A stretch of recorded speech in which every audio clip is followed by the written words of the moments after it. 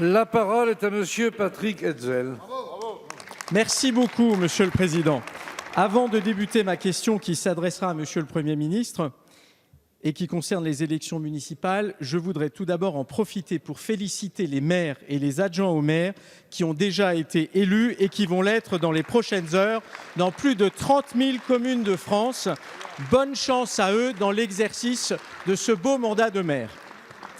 Monsieur le Premier ministre, le 4 septembre dernier, vous avez déclaré très solennellement la chose suivante.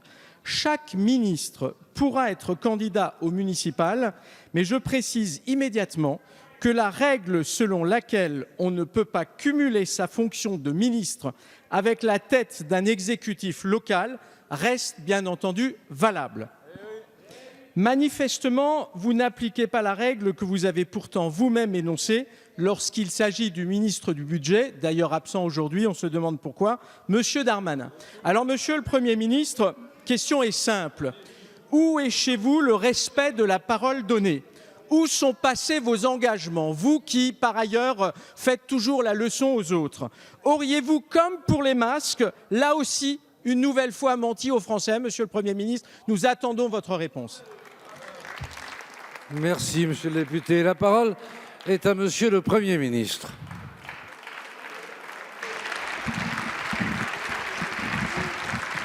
Monsieur le Président, Mesdames et Messieurs les députés, Monsieur le député Hetzel, merci pour votre excellente question qui me permet de faire en réponse 3 remarques. D'abord, je voudrais m'associer à vos propos de félicitations à l'endroit de tous ceux qui, élus au premier tour, ont été installés, maires, adjoints au maire, conseillers municipaux.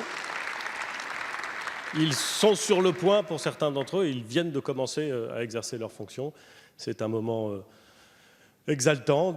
Ils le font dans une période extrêmement délicate, bien sûr. Et je veux leur souhaiter à tous, quelle que soit leur préférence politique, bien entendu, un salut républicain et mes vœux d'encouragement et de succès.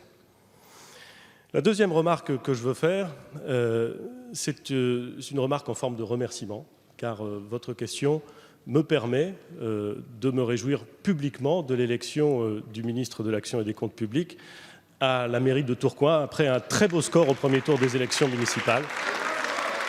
Et je crois que, Monsieur le député, vous êtes, pour lui comme pour les autres, aussi sensible à ce succès électoral tout à fait exceptionnel. Et je m'associe à votre joie, et il n'est pas impossible que la mienne soit réelle et que la vôtre le soit un peu moins, mais c'est comme ça. La troisième remarque. Puisque vous avez été précis, permettez-moi de l'être également, vous avez cité des propos que j'ai tenus le 4 septembre 2019, et vous les avez cités très correctement, bien entendu, très complètement. Enfin, vous les avez cités très complètement, mais vous avez oublié les 2 phrases qui étaient après la déclaration que vous avez évoquée. Ce qui est regrettable. Ce qui est regrettable parce que c'était peut-être un moment d'inattention de votre part, et au fond, autant l'être, puisque vous me demandez d'être précis.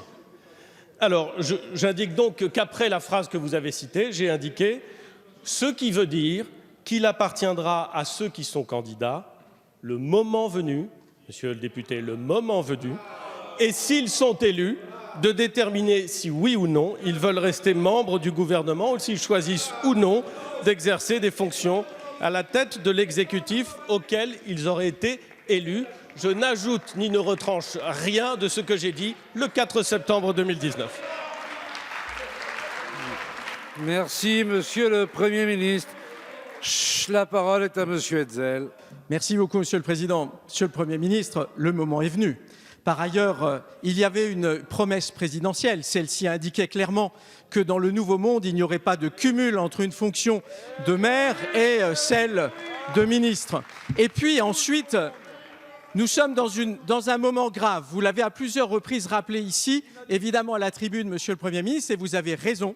Avec la pandémie, eh bien, le ministre du Budget doit être un ministre qui exerce à plein temps sa fonction de ministre. Ça n'est pas le cas. Il y a un véritable problème gouvernemental et c'est vous qui devez l'assumer. Merci, Monsieur le député.